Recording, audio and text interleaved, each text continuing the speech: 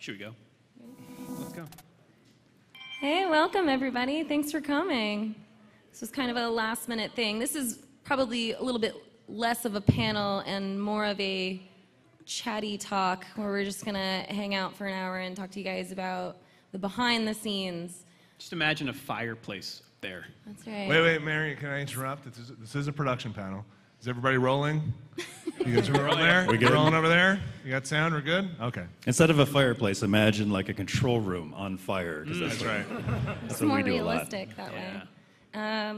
We're going to go down the line just in case there's a few new faces for anyone. Probably me. Hi, Rob. My name's Rob Handlery. I am a video producer at GameSpot. I make, probably seen them, the graphics comparisons there are pretty predominant. They generate a lot of high traffic. When I'm not doing that, I'm making feature content for like anything from GTA videos to early access games like DayZ or anything like that. Hey, I'm Mary Kish. I am also a producer at GameSpot. I run a few of our live shows, including The Lobby with Danny O'Dwyer and Chris Waters. I also run a few of our other live shows from time to time. We recently did like a live indie feature. And then I also do features just like Rob does, including new releases and random features about any games I like.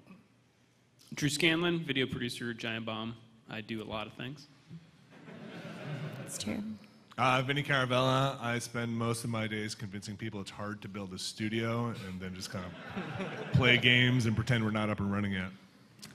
Jason A. Striker, Giant Bomb. I do a lot of the stuff that Drew doesn't do, all the quick looks and stuff. So whatever he doesn't want to do, that's me. Shit rolls downhill. Yep.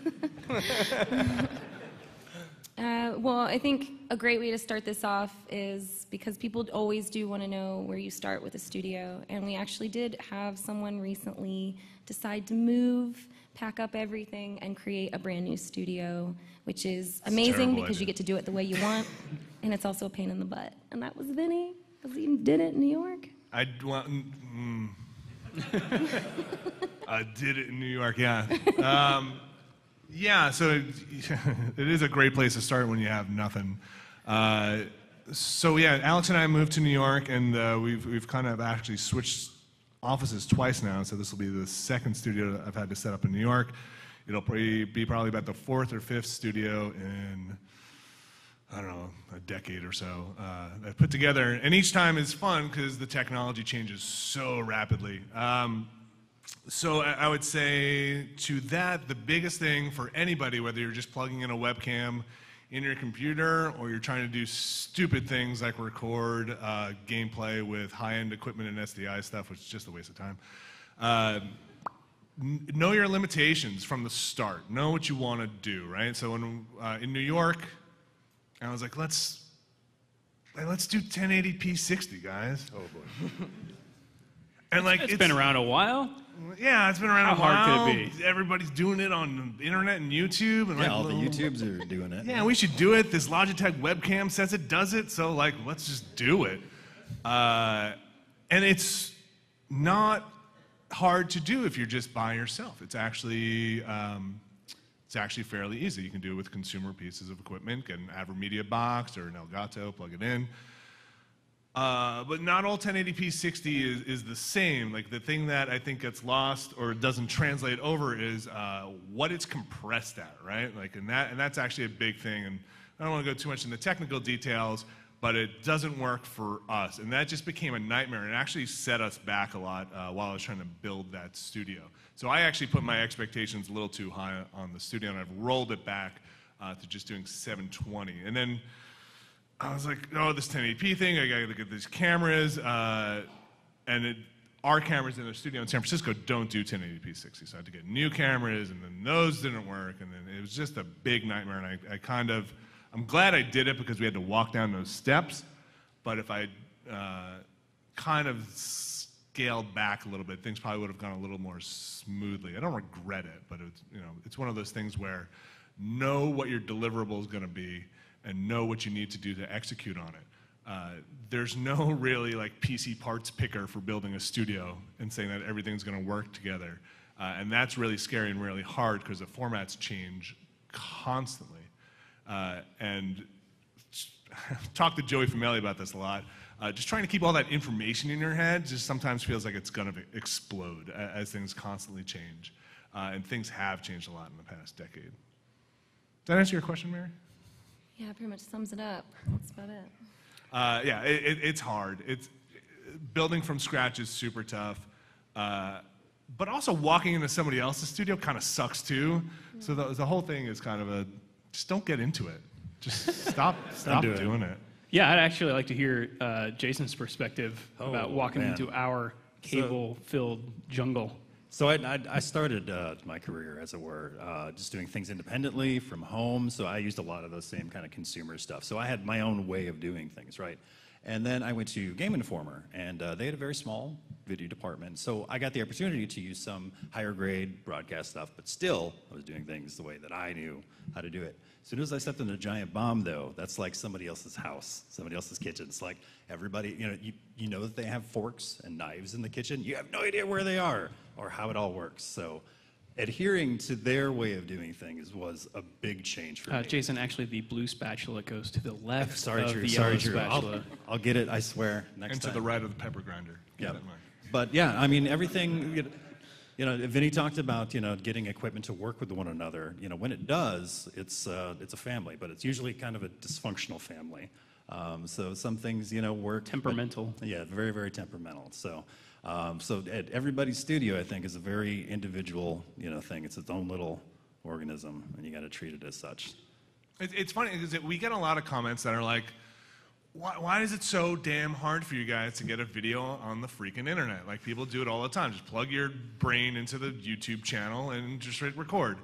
And it is actually that easy now. It is actually that easy to plug your Elgato into a computer, put your gameplay in, have your USB microphone or USB microphone and camera, and do it that way. Like, that is not actually that hard. True. And you record your MP4, you put it up, you're good. Your audio, it can be in sync or out of sync. That's always going to be an issue. It's a surprise. It gets hard when you have more than one person. It gets hard when you have more than one camera, and it gets hard when you have to have a studio that's flexible to have more than one console, PC, old game console. That's when things break, and that's when it gets super hard. So think about having one person who has a pair of headphones on who's listening to just the gameplay, right? It's easy. You just put your headphones into the computer, the gameplay's coming out of the computer, you got your webcam, you're all set. Now think if Jason there has headphones on also. Now he has to hear me, right? So now I have to have my audio coming out of the headphones. That means I need to hear it back. He needs to hear it back. There needs to be no delay because I'm hearing my own voice coming back. And then we need to make sure that the gameplay is not necessarily coming out of the speakers, so it's got to come out of the headphones. It just gets a lot more complicated. And if you start switching cameras and throw that into there, that's when everything breaks. So stop working with other people. Yeah. And have a good time by yourself. Yeah.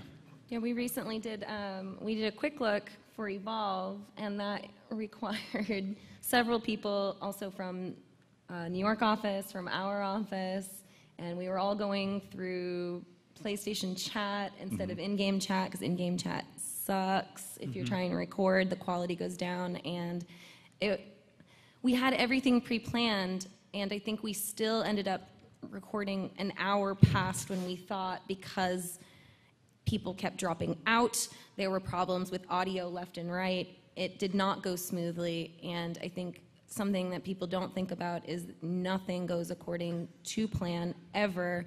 When I'm ever told that we're going to start shooting at 4, I know it's a lie.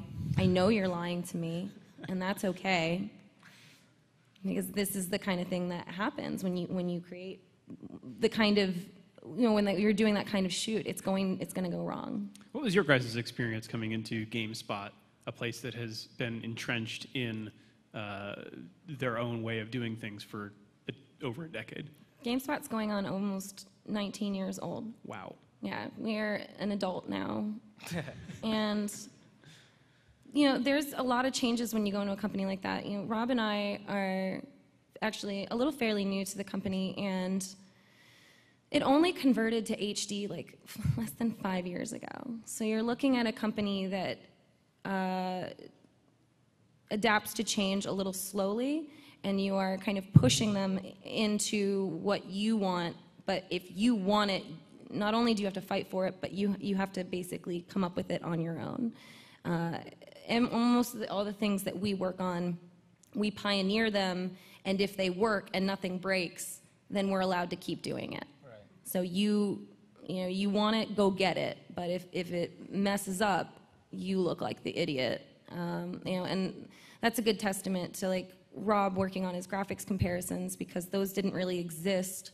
I mean, you wanted to do them, and you just basically started doing it. It's interesting how those kind of fanned out. Like, those were given to me, just placed in my lap. Like, we need someone to do Assassin's Creed Black Flag graphics comparison. I remember doing it, and they're tricky, but we only do them because they just get so many damn views. It's insane, hundreds of thousands. And so those were, as far as I know, how I kind of started picking my own little battles to win, was those who started trafficking so well, especially with new consoles, right? Everyone wanted to see what the hell a PS3 is compared to a PS4. Is it worth buying? And those are still fairly top dog as far as like how many views they generate, and that's what I'm doing now. And what's really cool is like myself coming in and just basically prior to working at GameSpot, I only worked at Curse for 1 year, and working at GameSpot, I'm given the graphics comparison, and I kind of just turned it into my own thing. And how do you put your own mark on something like a graphics comparison? You would think it's just straightforward, but what are you showing exactly, right? Like, remember I've seen other graphics comparisons the other day, and it's like, you got 2 people on screen. You're not going to show basically a line down the middle of 2 different people. You're going to basically move the line, and you're going to show fanning and all sorts of moves. But it gets kind of just what I developed over the years is like, what do I want to see personally? Like, and those kind of just work out on its own. And I'd say the biggest challenge with graphics comparison is also like matching, right?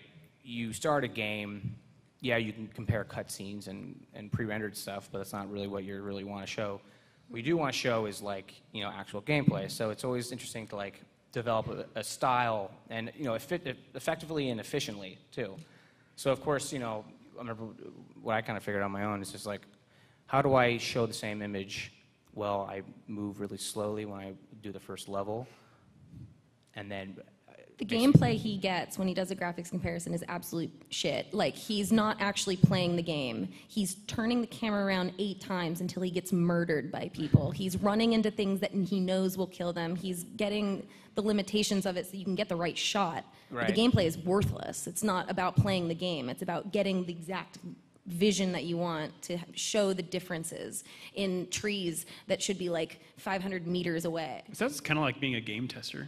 Like when you're game testing, you're not playing the game, you're doing something completely different. Yeah. Right, and it's crazy how mindless it is too, because I'm also doing it like, the craziest one I did was, PS3, PS4, Xbox 360, Xbox One, and then PC like over and over again, and yeah. Which one had the best graphics? PC normally takes it, not really surprising. Well, right? there you go. But then you also see like the really small details of like an Xbox One typically has like really high contrast with blacks and stuff like that. But I will say, no matter what, all the comments are just ridiculous. You don't say. All that work. On the internet? Yeah, right? But that's probably the funniest thing, because it's just PC Master Race. Xbox fanboys, fuck you. I love that you said, what do you want to see? And that's something we all probably ask ourselves a lot before we come up with any ideas or what we're going to do.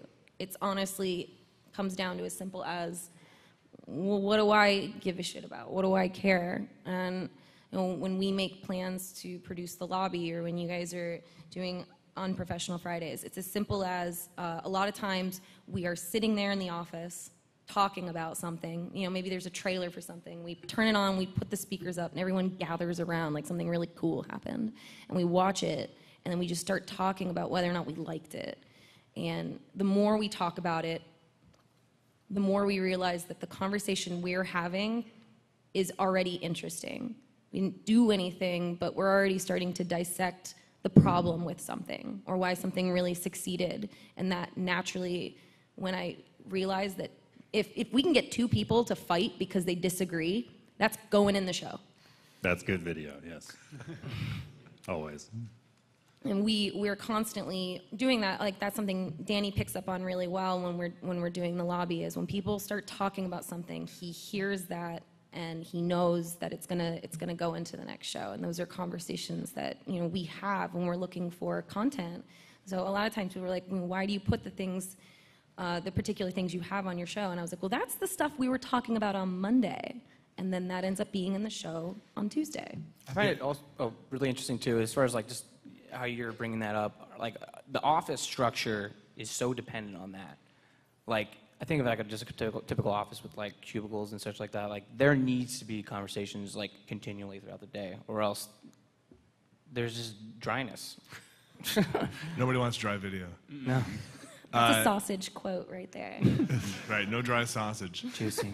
It's interesting what Mary said about conflict, and I really do think, this might sound weird, but production is about contrast, right? Contrast is interesting. It's interesting in life. It's going to be interesting if you're setting up a shot with lighting. It's going to be interesting when you're laying in your music. You're going to want dynamics. You want to go loud and low and loud and low. You're going to want people with differing opinions. Nobody really wants grays and neutrals. And it's something to keep in mind if you're ever planning or producing a show, that people react to different ends of the spectrum better than they do to just kind of a flat line or a vanilla line. It's why you look for contrast in lighting. It's why that stuff is so interesting. It's why people are, I mean, this is stuff you learn when you're composing your shots. People are attracted to people's eyeballs. It's the most contrasted part of your face. It's kind of human nature, and it kind of philosophically runs through what people are attracted to in content. Not that you should always have, we're not necessarily going for reality TV and staging fights in the office. But You need one huge asshole to start fights with everyone. That's how the Dan sausage is Reichert made. right One huge Hi, Dan. asshole. But it's interesting, and at the same time, I do think everybody on this panel and most producers out there who work on a team are negotiators. You negotiate constantly in an office, and this isn't going to be a seminar on negotiation, but you have point-based negotiation, you have interest-based negotiation, and holding to your point is not going to get you anywhere, right? If you have a video that you need to get up and trying to badger your talent or your crew to hit that date is not going to get you anywhere. And then you have interest negotiation, which is like, what are we trying to do? What are we trying to accomplish? Maybe I can be more flexible in the time we record, or maybe I can be more flexible with what we record.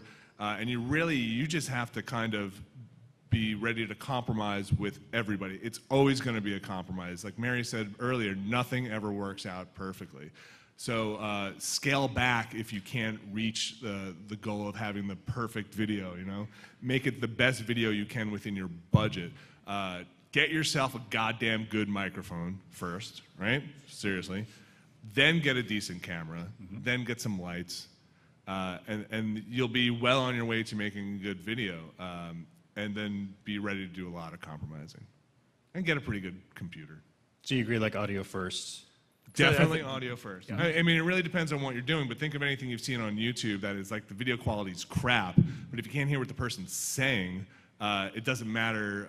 You're just going to tune out immediately. When I used to screen stuff years and years ago, when I had producers sitting on a couch watching, whenever they started tapping their foot or looking away is where I would stop and just make an edit point in my video. It's like just when they lost interest. And that's where I would try and introduce some contrast into it to kind of get them back in, whether that's a hard cut or adding another music track or something. Because as soon as people start zoning out, you've kind of lost them. And that happens the most, I feel like, when you can't hear what people are saying. I agree.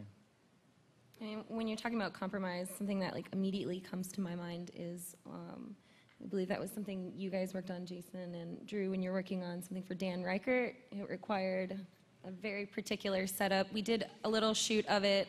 I don't think it even scratched the surface of how much shit they went through for like, I think just a few small hours. And it was really fascinating to watch them work that out. Yeah, Dan Reichert wanted to beat Mike Tyson in Mike Tyson's Punch-Out, something he had never done in 25 years of playing Mike Tyson's Punch-Out.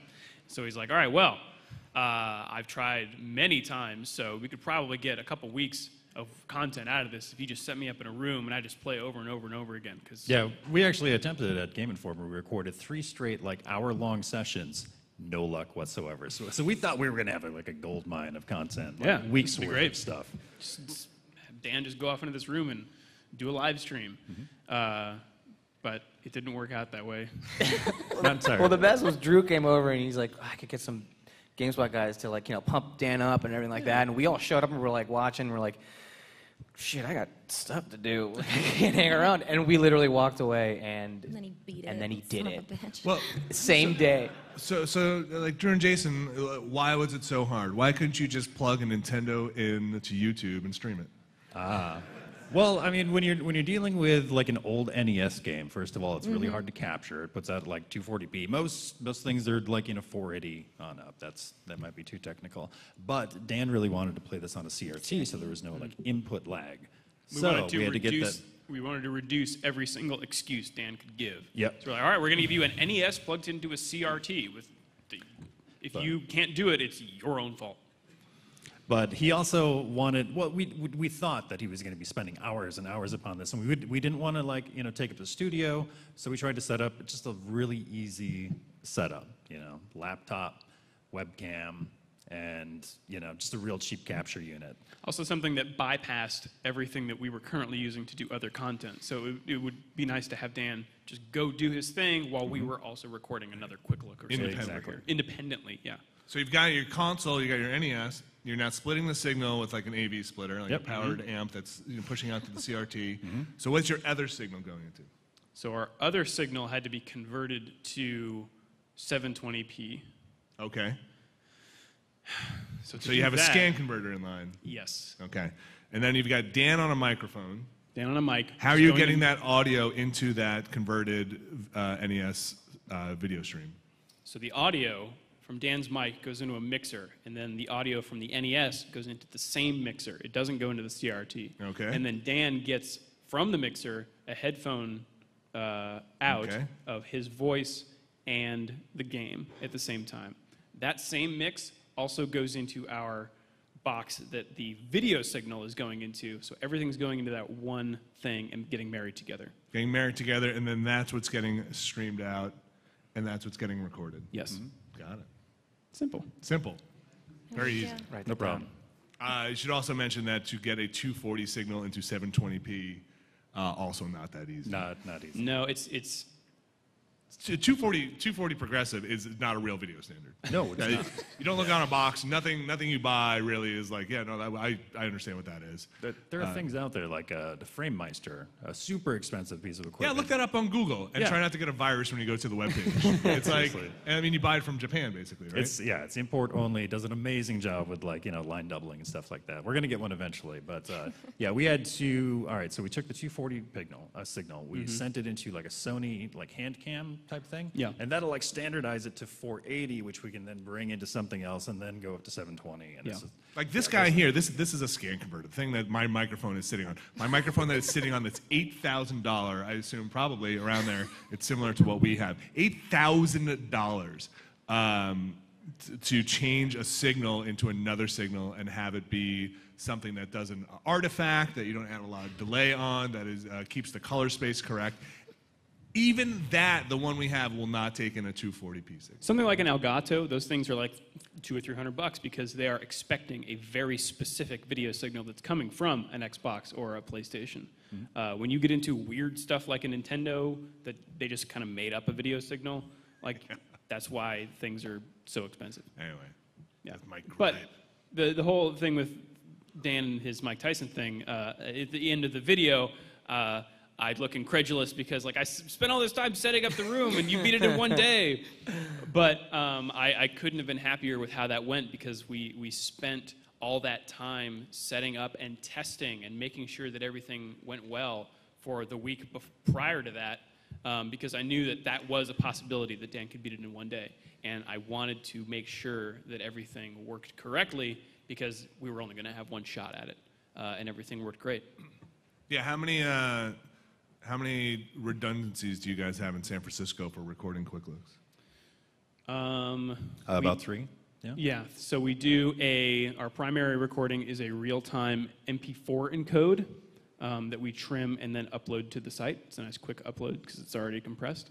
We also record directly to a Final Cut Pro machine that records in ProRes. And then we also do a record to a solid-state hard drive that is also in ProRes. How many times does one of those fail? One of those fails 5 times a year. On a record? On a record. All 3 of them seem to fail about 3 times a year. Definitely. I don't know what you guys do. You guys do redundancy when you're recording stuff? Yeah, we always, especially live, we record to a PIX as well, which I found to be a really wonderful universal tool. Mm-hmm. It's basically a box about this big with an LCD screen on it that takes SDI and HDMI in. And it's pretty awesome. Yeah, it works. It does 8-channel recording, which is why I love it so much. So I can basically take this little cube. It looks like a steam machine. It's really, really dense. And I can basically take that to anything, plug in a game. Typically, HDMI is all we have. And if they have anything else, I go, what the hell are you doing? Give me an HDMI. And then I can record 2 audio channels in addition to that, all on separate audio channels, so that when I'm editing it in Premiere, the voices that I'm recording are not on the same channel as my gameplay. So if something goes wrong and I need to cut it, I can literally cut out any voices without getting into my gameplay. Change volume levels. That's right. The control that you can have is just is wonderful, and those are the kinds of things that we look for when we have. But oh my God, we record at least to 1 extra, and we have about the same success rate. The PIX is about this big, and you put an SSD in it. Yes. And you can bring that to an event. And if you have like a breakout, you can get mics in it, and you can get an HDMI signal in it or SDI signal in it. Vinny, what did that look like 10 years ago? So 10 years ago, that was a crate that was about maybe half the size of this, with a DVC HD deck in it, a tape, a bunch of scan converters in it. Maybe a laptop or something like that. And we wheeled those around Santa Monica for that E3.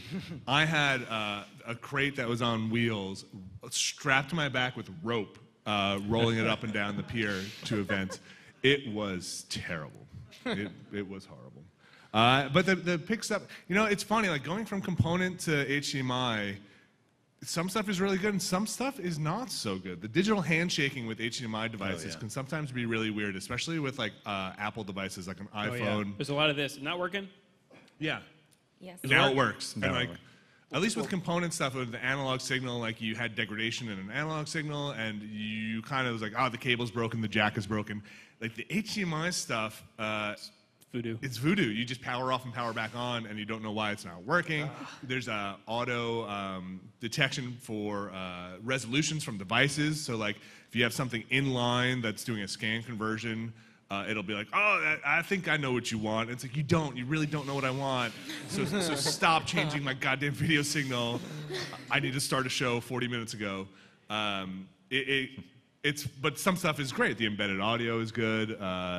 Being able to just walk into an event with one box and not, even as recent as like 2 or 3 years ago, we used to have a bag that had a whole bunch of adapters and cables and component cables. But now everybody's kind of HDMI.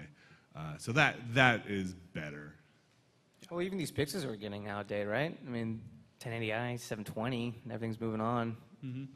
This is so interesting. And the PIX also doesn't. It doesn't record audio if you don't have a video feed, which screwed you over once when you were recording at an event. It was. I was so forgot stressful. what I was recording, but I had to get the dev commentary, and the Pixes, unfortunately, you have to have a video signal going in, and I basically had to have the dev play, record them on the Pix, and then re-record the gameplay separately, and they just did not like that. It wasted their time. So how many of you guys here have done the interview where 3, 2, 1, coming in, and then about 10 or 15 seconds in realize you were not recording? It's the worst. Oh, I've definitely had that happen, yeah. How many of you own up to it or say, let's just take that again? That was a bad start. You messed up. I wasn't going to say anything, but I had to. That's the go-to. I think we could do that better. I think we could take that a little better. You guys are great. Let's just do that again. God damn it. It's all me. Something happened to me. You know. Yeah. You sounded great. Like, it was like the first couple months I was working at Whiskey Media. We were shooting something for Comic-Con. I can't remember what it was. But Ethan Lance threw himself down a flight of stairs. Oh, no. And I wasn't recording. Yeah. So I said, let's get an alternate angle. Yeah. It's not easy. The audio stuff is probably the trickiest, too, when... it's funny, for a video thing, the audio plays so much of a role in what you're doing. And a lot of times, even recording panels like this, you have a wireless kit over there, you got a wireless kit on your camera sometimes. That's probably you see why Drew and Jason unwrapped 50 feet of XLR cable. They are prone, and Joey and I were just talking about this, antennas get bent on wireless kits, they get staticky, and it's just like you're doing a live thing, and you're recording it, and suddenly you're just listening there, and your talent's on screen doing this thing, and it just... It's the worst. That did not at all happen last night at the Giant Bomb panel. This is why redundancy is so important. So we had, a direct line for the mixer going into one channel on the camera. We had a shotgun mic, just for, the room, just in case the mixer screwed up. But we also had a Zoom plugged in like we do right now, just recording straight audio as well. Both of the audio ports on the camera blew out last night. So, On your camera? Yeah, on my camera. So 30 seconds in, did that exact noise, and I'm like, oh, shit. And so you can't salvage that. There's nothing, you're done. There's nothing you can do. So I quick ran over, made sure that our third backup was actually working, and Yes, it was. so I was thankfully. also I had a wireless kit going from the board to a wireless receiver on my camera, and then I was also recording a boom mic. So currently, right now, there are two clean sources, the Zoom and my camera. Redundancy is super important. Yes. I mean, But it's just one of those awkward things that it's probably the part I like least about production stuff is the hey, your mic is rubbing on your shirt, but you guys are in the middle of something here. How do I get out there and pantomime like this to somebody? Or like your big, huge beard is rubbing on something, and like I don't know what to do. I don't want to stop this. It's like everything is always fine in your audio check, and it's always fine. All the cameras work and all the gameplay works 5 minutes before you start. Yeah. And then as soon as you start, somebody gets up, takes the mics off, goes to the bathroom, comes back, and suddenly it's on like. They don't have it on. It's in their pocket or something. It's also like mic check voice can be different from sure. Hey, give me a mic check. from recording Drew. voice. Yeah. Yes, my mic check. 1 2 3 1 2 3. Awesome. Coming in 3, 2, 1. Hey everybody, we're looking at. Yeah. It was there. Yeah. We're always doing, especially when it comes to live, in the lobby, when there's mic issues, when a game is ready to play, but all of a sudden it decides not to. And we're cutting to a very particular camera angle that we know is high enough that I can crawl on the floor, and you'll hear me. You'll very rarely, you should ever see it, but every once in a while, what's actually happening behind camera is I'm doing this so Danny knows to keep talking, and I'm messing with people while they're talking, and they're having a So conversation. it's just a one shot on Danny, right? That's right, and he might be having to ask them a question. He might have to, and so they're answering. And I'm saying, answer them, and I give them their little mic, and I make them talk, and there's a weird level of professionalism that you have to have when there's so much weird shit happening. There's a guy bent over, there's an ass right in your face, and you have to be talking about the game that just came out, and they're plugging cables in, and I'm, cussing like a sailor in the background, I'm fixing mics, and then we run off like it never happened. And I think that's something that really happens with this is that there's a lot of effort in making it look effortless. Right. If you see the seams, then you've done it wrong. Yeah. Unless you're intentionally ripping the fabric apart, and then you probably see the seams. It's sweaty and stressful, and it's partially really good talent on the other side of the camera. I cannot say this enough. Having good people on the other side makes your job 100% easier. And I think we've been really lucky, all of us here, to work with really exceptional talent. And then on the other side, it's sweat and blood, literally sweat and blood. I remember we were starting a show, and everything was all set. We were 5 seconds away from pulling the fader bar down, and there was a guest sitting there. I was like, I'll get you a beer. I'd go to get a beer and take the top off, and the top of the bottle broke, and my hand ran down the bottle. No. And it just took me a second to sit there and be like, work this out in my head. Like, all right, I've got like 2 seconds to start the show, but blood is going to start coming out in 1 second. And I just ran to the kitchen and like rolled my hand up in a paper towel, ran back into the control room, elbowed the bar to start the show. Meanwhile, like just blood starting to come down my arm, and like ran back into the kitchen while I was like, I showed Jeff, and he was like, oh, hey everybody. And I was running back and forth between the kitchen, like putting Band-Aids on my finger and like running over and trying to hit the button to switch a shot and running back and forth. And you know, that's one of those things, it's just like, what are you gonna do? There's nothing to do, and the show must go on. And it does, and it's fun, and we wouldn't do it if it weren't fun. And it's a challenge, and I love every day of it, except for the days I don't. Should we take questions? Yeah, let's open it up to questions. There's a mic like in the middle of the floor. Basically, there's really not a lot of rules here. You have a question. Anybody want to talk about Genlock? Just get up on the mic, just get real close to it. Hey guys. You gotta get closer. I tell people who I give a stick mic to, like an ice cream cone, like that close. I got it. So I do a lot of video production for a YouTube channel that I run. And I actually have a Frame Meister, the thing you were talking about before, and it is awesome. It's amazing, right?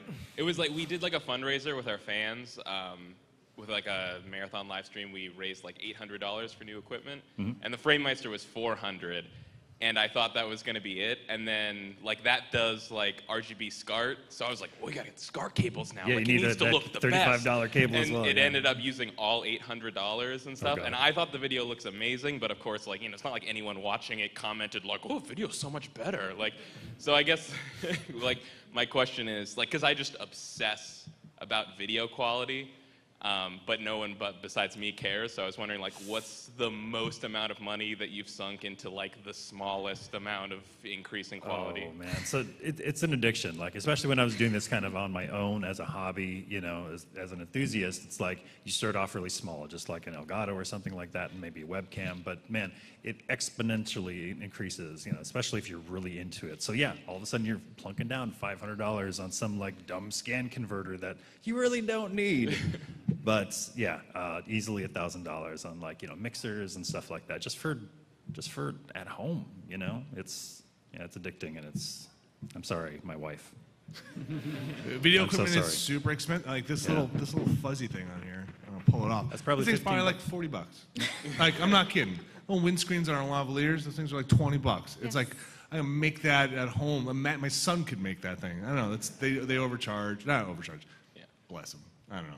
They charge what they can I get. actually do, like, the mics that we have at home are like this big, but we use little ball windscreens on them because they're like $2. But if you get the ones that are this big, they're like $45 because they know that you want it. The blue, the Yeti, great mic for home use. I recommend that one for the quality's fantastic on it, and you know, it's like $100 and something bucks. But it's a USB mic if anybody's doing stuff at home.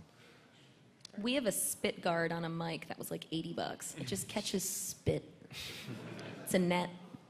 Thanks, guys. Yeah, you got it. Thank you. Hey guys, I was just curious, like, because a lot of you do not only the production, but you have to take the role of the talent. You're obviously in front of the camera a lot. Do you find that, like, you're more conscious of, like, the things that are going on, like making eye contact with the camera and audio, because you have been on the tail end so much of it and, like, in charge of, like, cutting and all that other stuff? Yeah, for sure. I remember the first interview I did. Yeah. It was Was it Halo? It was Halo, yeah. Yeah. I interviewed David Ellis Yep, I remember that. for Reach, I Yep. think. At a Reach event. Yeah, so it was, you're right, it was a lot of like, well, I know exactly how I would edit this, so I know how I want to ask my questions and do eye contact and stuff. But then as soon as the light turns on, all that like goes out the window, right? And then you're just stuck with like, oh no, I don't have a question. He's going to stop talking and I don't have a question. And that's when your respect for the guys who do the interviewing goes way up. Yeah. Yeah, it's like the service industry. Anyone who's ever been a waitress or something, and all of a sudden you know not to be rude to those people because that's a hard job. All of a sudden you look around, we've just started, where it's just incredibly hard. You look at someone who pulled a giant thing up a hill with a rope on his chest, and you say, well, hats off to you. Your perspective changes greatly. Yeah, I think more than learning or making your cut better, it's learning how to interact with the other side of the camera better. Like Drew was saying, you really realize what's kind of going through somebody's head, what they're worried about, what their interests are. Because you're focused on your audio and video. Like I said, you're worrying if somebody's scraping audio, whatever. They don't care. They're worried about what their next question is. They're worried about listening with one ear, thinking with their other ear. And that's really hard. And like Drew said, as soon as you're on the other side of that camera and you realize when that light goes on and realize, oh, right, yeah, no, now everybody's kind of looking at me to do this. Yeah. You sort of realize as a producer, like, what you shouldn't tell them, like what should not be any of their concern. Like in cases of like, hey, if I give you this signal, adjust your mic. That's not their job. Like, it's your job to make sure it's right the first time. And I will say, it's really, a lot of people don't think about it anymore, but if you get outside of the gaming industry and outside of kind of reality television, there are places where people shoot video and other people edit video.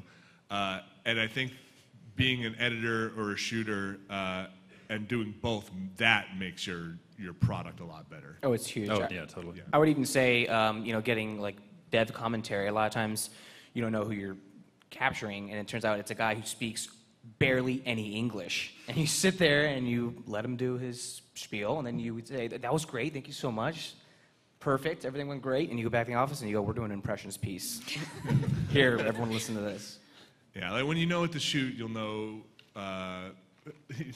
like, if you're not an editor, you might just spend like, I got the shot of this puddle, or I got the shot of this cloud, it's fucking rad, I got the shot of this, dude's head. And then when you're an editor, you realize, I need to get the shot of that puddle for 15 seconds because I need heads and tails on it. Or this whip pan is never going to work when this guy edits it. So I think actually taking on every role will always make your product better, and have a bit of empathy for everybody that's involved. Yep. Awesome, thank you. You got it. Hey guys, I was just wondering if there's a funny behind-the-scenes story about the Giant Bomb GDC 2014 video, the one where you had a party going on in the background and Jeff Gersman and Phil Fish were passing around a bottle of Buckfast. Yeah, that's the one where I sliced my hand open. Oh, that was it. Oh my God. Sorry. Yeah, Sorry. I think you weren't there. You were somewhere. I don't know where I was. Yeah. Yeah, you were somewhere. Were you with Patrick? Maybe. Was that the trip? Yeah. Yeah. You were somewhere. That's the one where I cut my hand open. Yeah, that was enough for me. Okay. Move to thank New you. York. To that note, I will say, if you a responsible producer, you have to have fun, but you have to keep in mind some of that stuff. And Giant Bomb walks a line between the goofy stuff and making sure that we make a safe, fun environment for everybody. So, if things do, or somebody, we're not always the best at it, but it's something we think about. Like, does this need to turn off? Like, in all honesty, like, is this something that is, we don't want anybody to get hurt, or we don't want anybody to get too intoxicated, and it's something we think about. I was there. I remember I was there for fun. I wasn't doing anything. I was having a beer with everyone at the party, and who was recording? It was you, Jason? Somebody was like, all the voices from the people having so much fun in the background were picking up on the mics. So I had to be the big jerk to wrangle everyone up and say, I know you guys are having a really good time. We're going to move into this dark, cold room over here. If you could all follow me. I was there. Yeah, I remember that. I was like, thanks, Mary. Yeah, I was that lame person so that the audio was better. That was me. Yeah. Thanks. That's all I got. Thank you. Hello. Hi. Hello. Hi. So you went through all that stuff to get the NAS to capture properly for Dan's Mike Tyson fight. For things like the Retron that actually just output to HDMI, how much is there a noticeable difference between running it on a Retron that will just give you an HDMI output Yeah, versus... there's some audio or video conversion going on, you know, and it's not an exact replica of the hardware. So some people can notice a little bit of input delay, some people can't. I'm in the camp that really can't see it too much, but once again, we did not want to give Dan any excuses. Well, the funny thing is, Dan went to a bar a few days after this and played it on an HD TV and beat him there too. So it was all mental. So sometimes when you're doing the live streams, it seems like you're using Retron and it's going okay and it works perfectly. Because I'm trying to do some Caprich stuff. And That is the super easiest way to do it, absolutely. That's what we use for everything. If you talk to a speedrunner, they will probably laugh at you. Yeah, they need original software, they need a CRT, but you know, for general purpose stuff, yeah. The only it's thing with great. the Retron I've had problems with is the audio. The digital audio coming out of that, I think, can sometimes flake out. Yeah. I think you guys strip it out, right? Yeah, we strip out the audio, make it analog, and then ingest it that way. all right, thank you. Hey guys. Yep. Howdy. So after talking about when you're all the work you put in to try and maintain professionalism on camera, when you're messing around in the back, just trying to keep everything from burning down completely, what sort of, when you're just a viewer, is most cringeworthy to see other people not work to correct? Basically, I'm thinking of, like, let's say it's an unprofessional Friday before a holiday weekend, and Jeff is sitting in the back with the switchboard right there, looking at it like he wants to wear it like a guitar. Like, Yeah. Eating on camera. Yeah. That's it. Yeah. Oh, that's a big pet peeve. I hate Anytime I'm watching something, I see somebody eat on camera. I've been there. Everybody, unless you're wearing headphones, you don't realize it. It is. that. Yep. And then somebody from the side's like, "Hey, check out this new bag of chips," and I'm like, "Oh shit!" Oh yeah, let me open that right in front. Yeah. Turn everybody down. Yeah, that's mine. Or Anytime like this. All right, clapping on mic. Yeah. That's a tough one. We're laughing, right? Yeah, no laughing on Giant Bomb set. Yeah, some people are lies with their mic checks. You say, "Oh, just give me a little bit of levels so I can get your levels right," and they go, "Okay, I've talked about like this." No, you don't. And then you go live and like, "Well, hey, how's it going?" And you're in the back fixing it. And that happens all the time. That and when people talk over each other is the #1 rule I always try to avoid. I think Danny taught me this. He used to say 101. No one ever talks over anyone else. You're not that important. Everyone be quiet when someone else is talking. You wait your turn, because when it's muddled, nobody can hear anybody and all points are lost. Nobody wins. Side conversations get real rough. It's again, it's audio. Like, audio is such a big part of it. And when you're sitting on a couch and you have like 10 people there and you're not talking, and Rob and Mary are talking, and I'm talking with Jason over here, but we're mic'd. Yeah, It all picks up. That's what a microphone does. It picks up everybody. But you don't realize it when you're sitting there. Yeah. Or especially like our set, sometimes you get 2 people removed back by that PC. Yeah. And because it's a physical separation, you feel like you can just have that conversation. It's a really hard habit to break when you're like the people sitting there. But what I always think about is how cool this looks. Weird, like we're having a cool conversation, you can't hear it. So think about that next time we're in a crosstalk. Thanks. All right, thank you very much. Thank you. Hey guys, I'm Pat. Hello, Pat. Hi. So I'm really lucky in that I tricked somebody into paying me to do video for a living. Congrats. But it's in a content area that I really care very little about. Have you guys ever been in that position? And if so, sort of, how do you keep yourself doing your best work when you're not really super into the stuff that you need to do? It's super tough. One of my old gigs was traveling around, running, like in rooms a lot like this. I would record seminars, and they were all for medical industry, accountants and stuff. That shit is really boring. I thought I was going to get super lucky one day because that seminar was going to be about breastfeeding. And I'm like, yeah, boobs all day long. Turns out breastfeeding boobs, they crack and they bleed and stuff. It's not fun at all. I would say 99% of the time I did not enjoy any of those, but I enjoyed what I was doing, like from a technology standpoint. So it's, you have to focus on that part of the job, I guess, and less about the content. So, if you're not passionate about, what you're shooting, be passionate about how well you present it and go about it that way. I'd even say maybe like slip in a little bit of you somehow. And in that, like, look back and I'd be like, God, I kind of got away with that shot. You know what I mean? Like, I showed some guy picking his nose just for a brief second, and I don't know. I love doing that sometimes. Yeah. Easter eggs. Yeah, There you Easter go. eggs. Yeah. Throw a little Dutch tilt on this shot of this dentist. Get real cray. Cool. What do you think? We have one or two more questions? I'll just keep letting them go until they tell me no. Yeah. Uh, One more question, Oh, guys. okay. So I have a question about live broadcasting. Come talk to us after, out there. Like legitimate? Not you. No, Not you. you. I'm sorry. People behind. Speaking of live.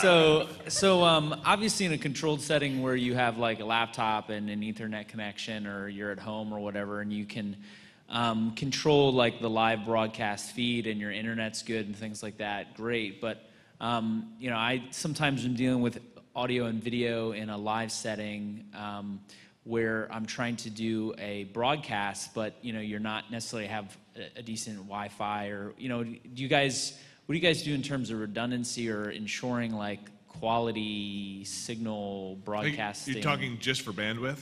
Yeah, for bandwidth in a live production. So like live streaming, how do you compensate for random bandwidth? Like if we're in this room and we got an internet drop, how do we ensure that it's yeah. If you're streaming, or like for example, you're doing a show or a concert or something, and you're trying to get a live stream up, and what do you guys do? The best person to talk to about that, I can guarantee the guy I would always talk to about that is probably Dan Mahoric. Yep. He knows that stuff inside out. He works at GameSpot, and they do line checks, they do quality of service checks before they go down. Yes. They get guaranteed, and if it doesn't meet their needs, they bring in an outside service. I would say- to do that before. Dan would be perfect. It's a shame. I know there was a time where we didn't expect to have the amount of people viewing that we did. And I don't mean like 10 times. I mean, we had so many viewers that it broke down. And so we had to get an outside vendor in immediately. And we paid for it. And when I mean paid for, I mean money.